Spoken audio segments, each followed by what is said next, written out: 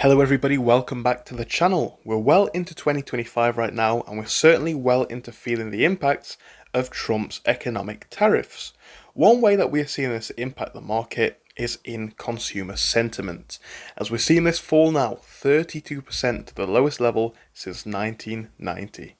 This is something not to take lightly. This is something that we must pay attention to, as it's a big indication as to where we are. And please do bear in mind as well, we're seeing the economy shrink in the first quarter, so that's also something to really pay attention to.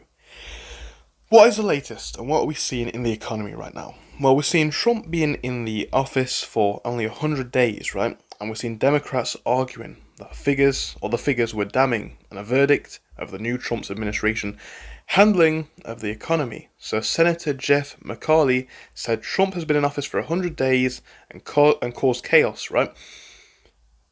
And all of these things, corruption, and all of these sorts of issues are apparently on the rise in his opinion. The economy is slowing, prices are going up, and the middle class families are feeling the pinch.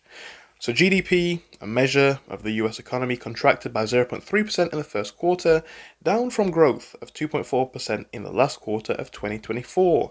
The contraction, the first since 2022, puts the US on the brink of a technical recession, defined by 2 quarters of negative growth. So this largely follows or amid a drop in consumer sentiment, dropping 32% to the lowest level since the 1990 recession. US stocks dropped on Wednesday morning, but by the end of the day, the S&P 500 were essentially up a little bit. So we all know the economic situation in terms of the stock market, but this data in terms of consumer spending, this data in terms of sentiment, and this data in terms of the economy more broadly, is something to pay serious attention to. We are seeing a very small, but to be fair, a noteworthy drop in economic growth, actually now to the point where we're seeing a very small contraction, and consumer sentiment is really just, through the floor. People are not comfortable spending or making big purchases at the minute because they see it as a very challenging and difficult economy to try and navigate.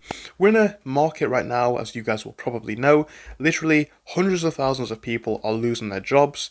Month by month, we're seeing more and more companies laying off big amounts of workers. So how are people going to feel comfortable spending so much? At the same time, businesses feel the same way. The impacts of tariffs due to a lot of companies having a lot of imports and exports is going to have an impact. Businesses are going to have to put their prices up, and we're already seeing that affecting so many brands. It's a really difficult time to be running a business. It's a really difficult time to even be an employee, and so many people are facing these issues. We've seen Trump offering some potential relief to automakers, which were facing a 25% tariff on all auto imports. But the reality of this is that it's going to have major impacts on these businesses.